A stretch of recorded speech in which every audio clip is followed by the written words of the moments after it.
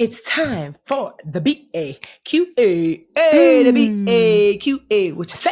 The BAQA with Mandy. The BAQA with Tiffany. The BAQA. Hey, Mandy. Back in the stew. Happy New Year. What? Back in Happy the stew. New Year's. Don't you hate that? Take that Happy New off. Year's. I don't, because I'm a Southern gal. And that's what we if you add an S to the end, it means that you like it more. Okay? Aldi's, Walmart's, Belk's, Kroger's, yes, and whatever.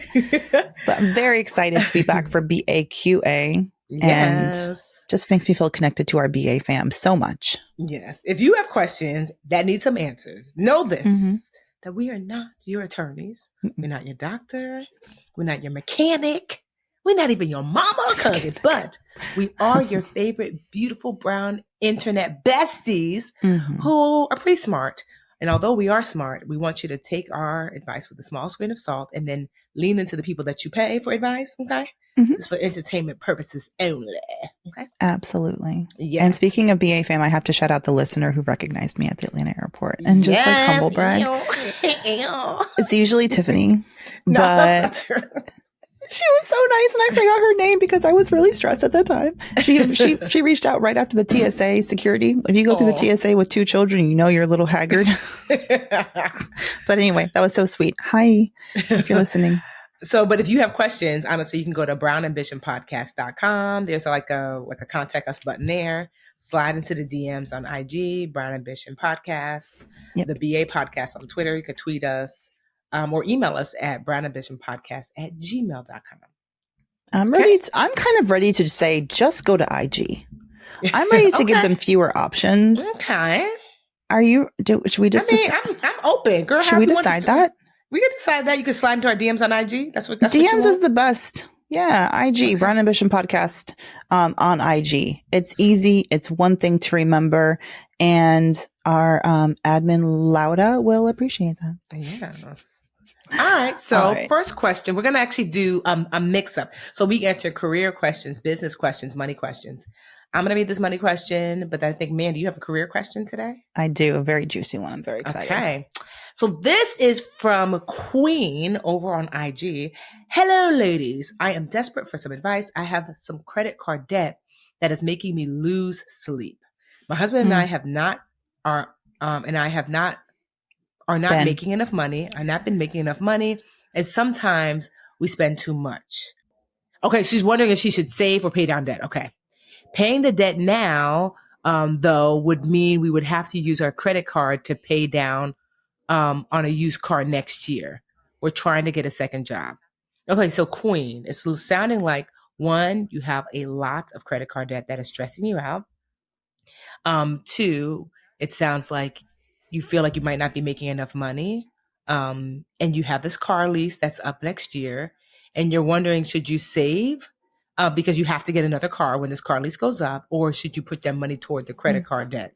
Because you feel like if I put down the money on this credit card debt, we don't have enough money to save. We're still going to have to get into debt to buy a car. That's what it's all sounding like. Okay.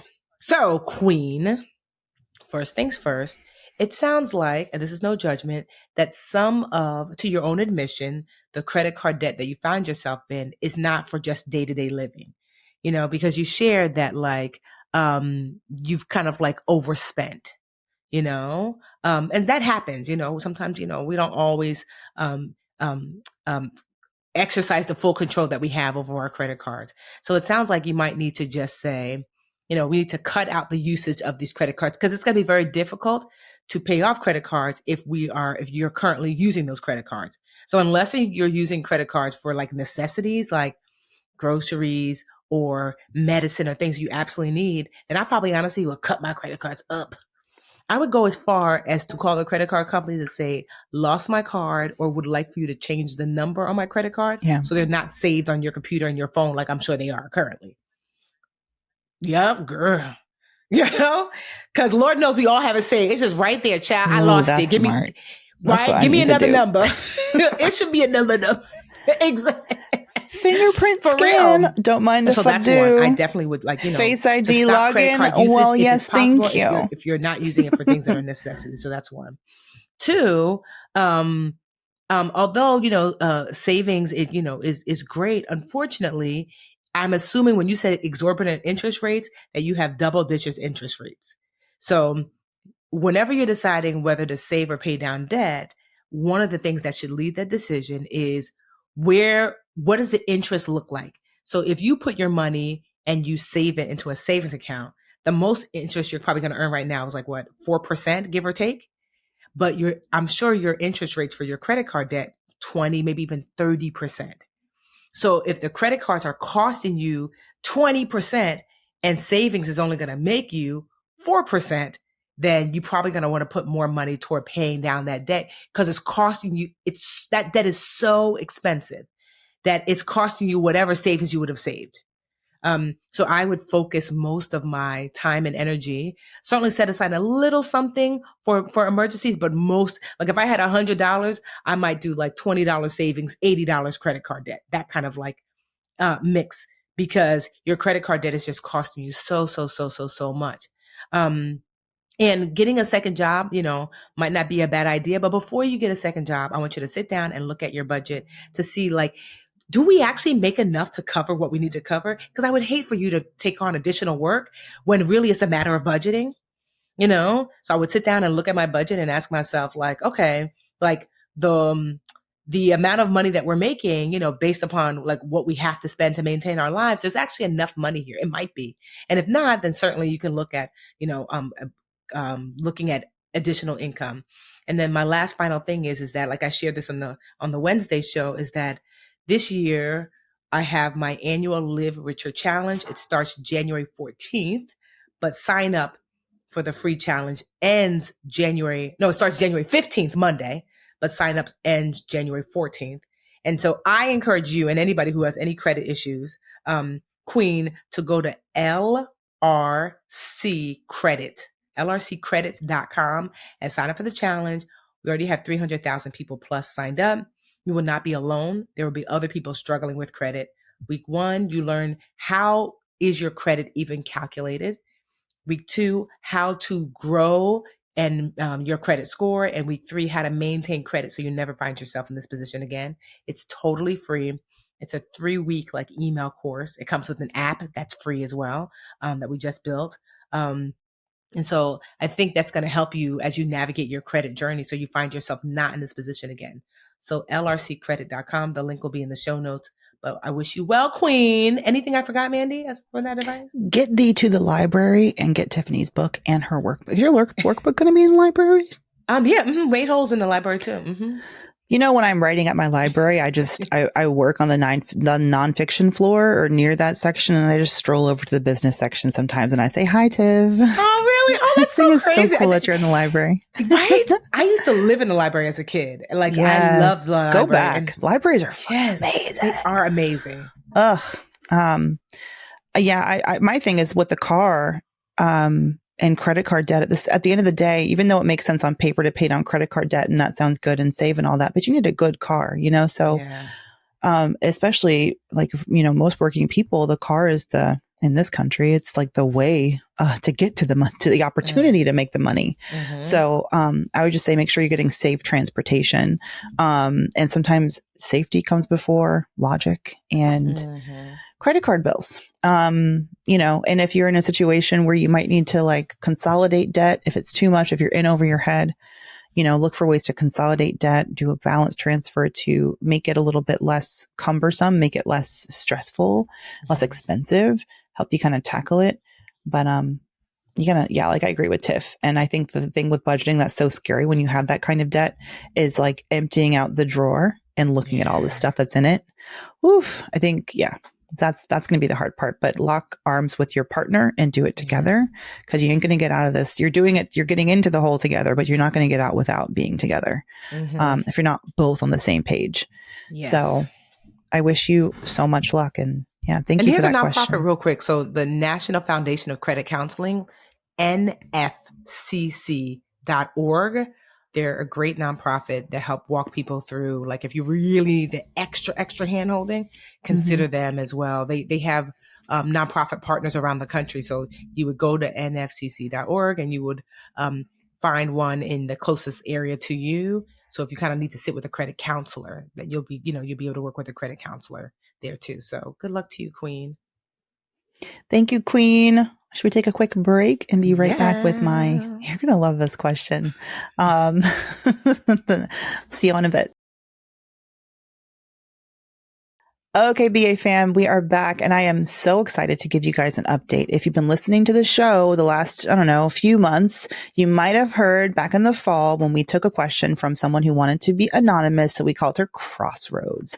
At the time, Crossroad was looking for a job for over a year and said that she left her full-time job due to racial incidents, proliferated by her supervisor. Is that the right word? Proliferated? Done. So. Her supervisor was racist and colleagues left her feeling unsafe. She had over a decade of full-time work experience. And currently she's a full-time PhD student.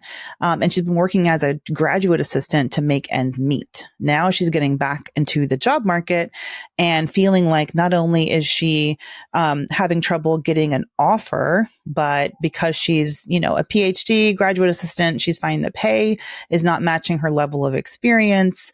And she was really trying to find a position. So her ultimate question is that should she find roles in her current field, the field that she had left because of the toxicity, or make a career switch and rebuild? Now, we're in the future now. And Crossroads sent me an update. Okay. First, she said, thank you to our advice. I guess we responded to 2 of her questions. And she said, I took your advice and I leaned into my network as I hadn't for quite some time in my search. To my surprise, love this, a lot of folks didn't know I was looking for a job since I'm still in school. They were very helpful and I yielded several leads. I landed an interim role in a different field that lasted for 2 months through the end of this year, 2023. It was a great opportunity. I learned a lot in a short period of time, and it even sparked an entrepreneurial flame that I plan to invest in within the coming year. 2024 now has come with a bang. Ooh. I have received 2 job offers within the first few days of the new year. Both are what I specifically prayed for, and I'm immensely grateful. My experience on the long-term job search has taught me so much about myself and given me clarity on my career path moving forward. Thank you so much for both your answers and support for afar. You made me feel seen and understood during a time when I felt just the opposite. May God continue to bless you both. Your work on Brown Ambition is a ministry. This is the best part. Signed, no longer at a crossroads. Oh my gosh, girl, you can make me cry. That is the best. Oh, it's the best. And I just love stories like this because the long road does have an end. You know what I mean? She was looking for a job for so long. A lot of people are, especially when you're at a certain level in your career where what you're looking for is rarer. And that's what I have to tell people, like, adjust expectations. It's going to take a while. Yes. But that's just, thank you. I'm so proud of you. Yeah. So proud of you. So is that normal? Because I had a friend who got his master's, super smart, had great jobs. And then it took 6 months. They were like, wait, what's going on? So is that like... That's not even that bad. Really? Because I was going to say that, before, prior to this, 3 or 4 months maybe, but like, so is that typical, that kind of like the higher you get in your career, the more education you get, that like replacing that job, that you're seeing people take 6 months or longer to find a replacement? Yeah. I mean, I don't want to paint with a broad brush, but I would say if you are someone who's, yes, you have a particular skill set and, depending on changes by industry, some industries, if you hit it at the right moment, they're really hiring and jobs are plentiful. We kind of all went through that in 2021 and now we're leveling out. The job market is really strong right now, but people don't really feel that way because it's taking a little bit harder, a little bit longer to find jobs, not a little bit, a lot of bit longer to find jobs. It feels like there's fewer of them out there, even though job numbers are still exceeding expectations. And the reason is why this is kind of what a normal job market feels like. Okay. I looked up this data for my book because I'm still doing that.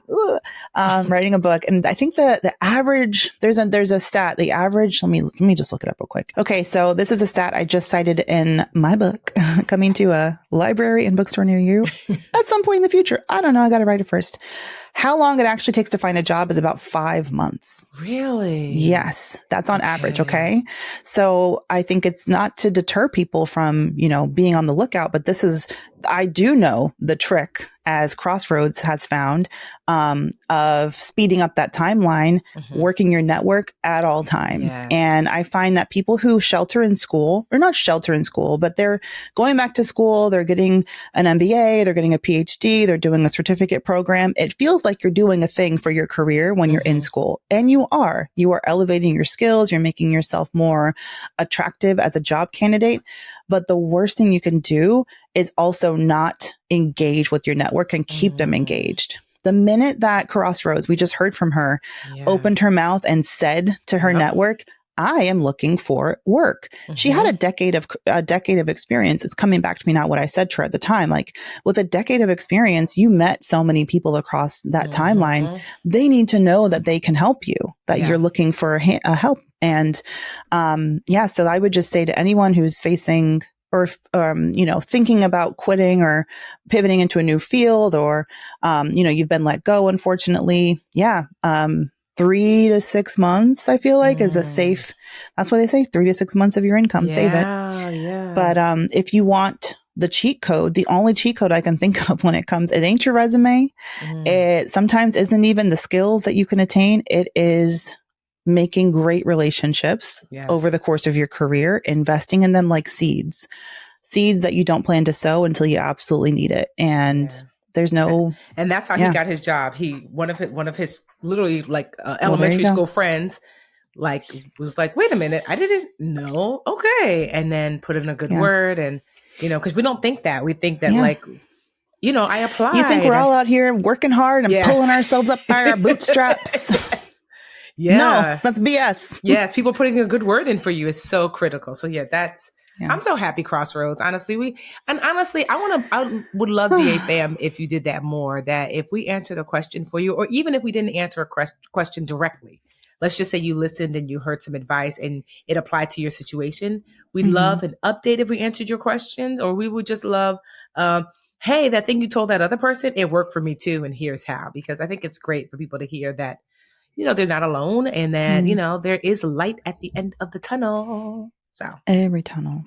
Okay. I do want to get to this new question because I can't wait. I can't wait for your update email, because this one just made me chuckle. So the first thing you got to know is this comes from someone who wants us to call him Budget Bro. Okay. That's right, Tiffany. Bro. Budget Bro says, and this, hello, ladies, he says, I need to get with Kevin and work out the details. LOL.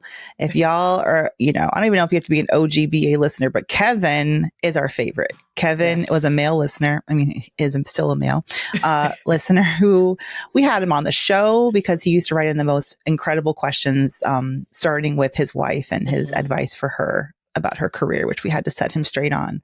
But I just love that Budget Bro has listened and wants to be besties with Kevin, because based on his question, I think they would get along just fine. All right. Budget Bro says, I'm 31. I work in the chemical refining industry as an analyst at an amazing company in Louisiana. I make about $135,000 a year, but I can add $20,000 to that and make $155,000 a year with overtime. Right now I'm married. We have 2 toddlers. Oh, God bless. I don't have any debt aside from student loans. We own a home. He said, I am leaning into my middle-aged suburban dad era, and I am excited. Yes. I love you, Budget Bro. He says, my site has a specialist role that I applied for. It combines my skills as an analyst with more of the operations day-to-day tasks. I'm excited because I feel like it's a segue into raising through the ranks with the company. And the role that I am in now is often seen as a really cushy retirement role. So people just don't quit it. This new role is in the same department, but it's more on the project management side. However, this would mean a pay cut to about $120,000, and I wouldn't be eligible to for overtime. So Mm. just to get back with the numbers, he's making 135K base. He can get up to 155K if he does overtime. This would be going down to 120K base. But here's the thing about the new role. The new role is a 4-day work week. No nights, no weekends. Right now, he's doing shift work, which is a mix of days and nights, 12-hour shifts, and about 15 days a month. So he's going to be going from that to a 4-day work week if he takes this pay cut. Okay. And you got 2 babies at home. And 2 toddlers at home. Okay. He says, the money isn't really the issue as we are living below our means as it is. Okay. I have also been able to get a lot of schoolwork done during my 10 to 14 days off a month, as well as when I work nights. I would like to start an MBA program in the spring, and the new role would cut into that, the time that he has. Okay. Oh, I missed this part. Right now he's working like 15 days a month, but they are 12-hour shifts, a mix of day and nights. Okay. So he's going from like an unusual hardcore schedule that's like fewer days a month. This would be more of like a all day normal work day, but for 4 days a week. He says, what should I do? Should I take this new role that would allow me to be home nightly with my wife and kids, or wait until I'm done with my MBA and apply for another role then? I'm torn. Thank you, Budget Bro.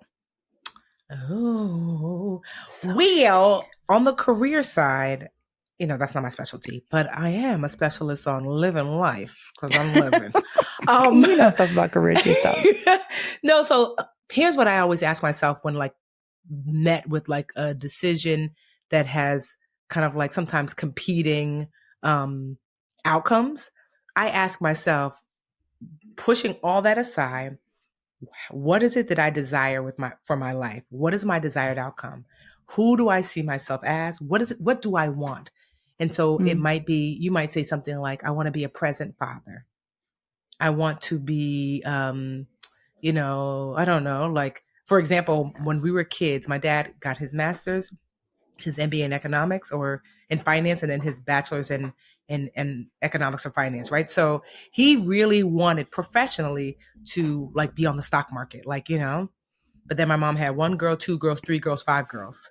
And he had to make a decision based upon who did he actually want to be. Certainly he wanted to be a stockbroker and make a ton of money, but he really also, because he didn't have a present father, he wanted to be a present father. And so instead he took finance jobs that were 9 to 5, ended up being like the CFO for a small nonprofit and then the CEO of that small nonprofit. And it didn't pay nearly as much because as nonprofits are opt not to do, but my dad used to take us to school in the morning, used to pick us up from school because he got out at a reasonable time. He was super hands-on, almost too hands-on. I'm like, damn, daddy, can I breathe? Right? But he made that decision because he said with all these girls, he wanted to make sure they had a strong male figure in his life. And he decided that this desired outcome outweighed the desired outcome for more money. So certainly we were, because of that, it was sometimes life was a little rough because it was expensive raising 5 kids. So for you, Kevin, it's not Kevin. Who is this? What's this? This is Budget Bro. For you, Budget Bro, it's not really the job thing. You have to decide what is my ultimate desired outcome for my life. And then you align work to it.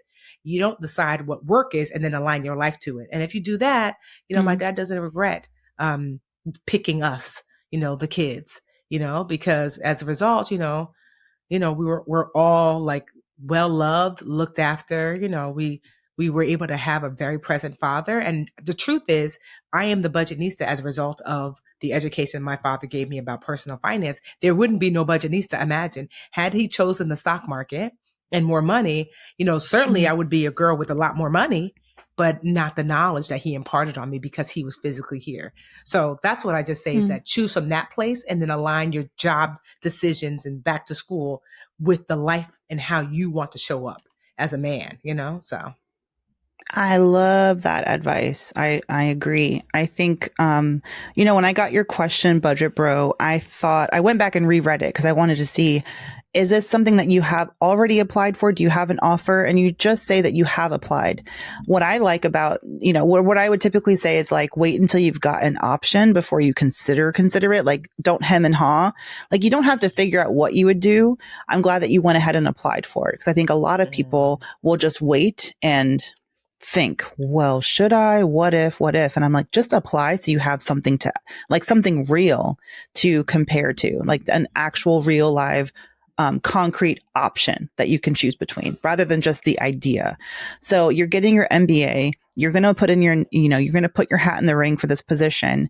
If you get it, here's what I will say to you. There's no wrong answer here. You can take the position. And I feel like in your field, you have highly specialized skills. You're going to get an MBA. You said that you're, this job that you're doing now is more like, shift work. And it sounds to me almost like you're a day laborer in the job. I know that you're not a day laborer, but just as like as a analogy, like sort of like a day laborer, you're paid for your time and for the specific skill that you have. And this like more management type operations, project management type role that could lead down, a career path with more avenues and more branches on that tree. That makes a lot of sense. And if you want to pursue that, I feel like you should. You're only 31. Go try it out. And then here's the thing that you have to think about, like, okay, so what if I don't like it? What if 4-day work weeks? I think I get more time with my kids, but actually I preferred only working half a month, even though they were really rigorous shifts. You get to try it out and then you can compare. And I feel like because of your unique skill set, you can always go back to doing that 15 day, like more, the overtime, the hourly work that you were doing before. I don't think you need to, it doesn't mean that if you choose this path, it has to be the forever path. But I do feel like you'd be doing yourself a disservice if you didn't take on a new opportunity and try something different and get that experience. And like you said, I like that you're thinking about your career with the company that you're at. You love where you work. You got this great foundation for your life. I think you can afford to try something a little bit different. And I would say and again, this goes back to what I was saying about Crossroads and other career pivoters. When you're getting an MBA, I don't want you to wait until you get that degree to then start looking for other opportunities.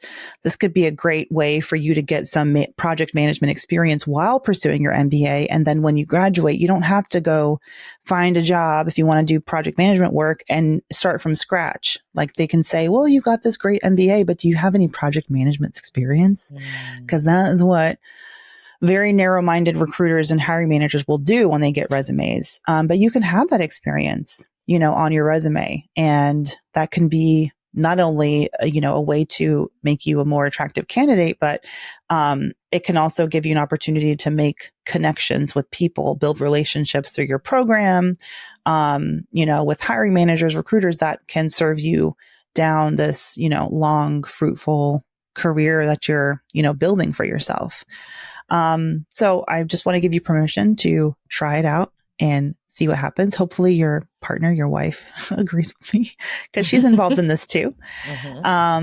Yeah. And whatever you do, even though it would be a pay cut. I know you acknowledge that, but time is something you just can't get back. Yes. And having just white knuckled my way through 7 months without consistent childcare, I wouldn't recommend it, but I kept doing it. I don't know why.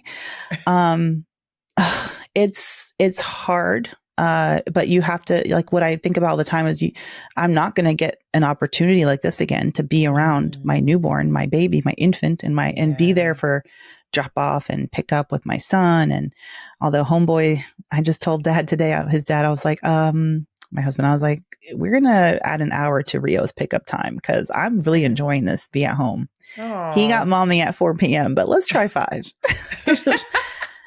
But anyway, that time is really great and your kids will change. Your kids will grow. They're going to need you less. And then maybe you can change your schedule according to that. But yeah, I love what Tiff, you said about like building the career around the life that you have now. And just know that it can change. You're in charge of it. So you can change. You change your mind down the line and make a different choice depending on what your family needs and what you need moving forward. But life goes by in such a flash, like literally. If you're lucky. Did you see the Kev on stage? He was like, because I guess his son is going to college. He was like, the baby, lifts their head, holds their bottle, burps, crawls, and then they're in college. You're like, what the hell? Don't say that. I know. I'm in an ongoing argument with Maria, with my oldest, who's 4, is you're not going to grow up. I'm like, I'm not letting you eat vegetables. Have some candy.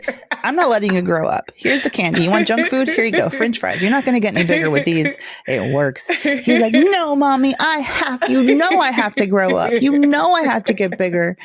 Oh man. I'm like, so you really want to lean in and enjoy, and then, because one day, your kid is a teenager and then older and growing. And so, no, I just think that, I mean, and that's just advice for everyone. And this is advice I'm trying my hardest to lean into myself, is to determine the life that I want and to make everything else fit professionally, to make it fit, Sometimes, obviously you have to make some concessions, and that's normal, but I don't want to be led by the business and the career and the, like that. That's the only place I make decisions from. I've done that. And although it's led to certainly a significant amount of success, but also a significant amount of stress. I always think to myself, like, you want success, but how will it meet you? Healthy, happy, whole, or stressed, like not even able to enjoy it, not being able to even physically enjoy it because you're in such a bad state. And so, so we wish you well, budget bro. Bros, any other bros, you can write in. We don't bite. We're going to start a little club. I know. You and Kevin. And I bet Budget Bro found out about us the same way Kevin did, probably just like being wife. In the car while his wife was listening to Brown Ambition. Yes. Smart. I know you guys are listening. I know you are. Mm-hmm. Right? It's like when guys watch your show with you. I know how he was bopping his head to the Taylor Swift concert movie. He sure was. And then when I remember Jarrell used to be like, wait, so what happened on Love and Hip Hop? That's crazy. I'm like, I thought you didn't watch that. No, I'm just saying. Yeah. And then especially at work when people talked about it, he would try to get like updates. Like, okay, so wait, what happened? I'm like, who are you trying to impress at work? So you act like you part of the know. Oh yeah. So, all right, y'all. This is the BAQA, and we hope that you enjoyed. And certainly you can slide into our DMs on IG. If you have questions. Brown Ambition Podcast. And please share. This is the year of sharing. If you love Brown Ambition, and we know that you do, don't keep it to yourself. Share this episode. If you ever hear a question that's answered, you're like, my best friend just asked me about that. Share it with him, her. That leave us a review. Yes, we don't want to be a best kept secret.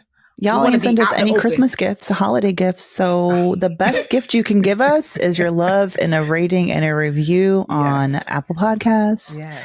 And like Tiffany said, share it, tag us, spread the love. Yes. 8 years and still going, baby. I know. Love it. All right, y'all. Until next week. Bye-bye. How do we end the show again? Just bye. Bye.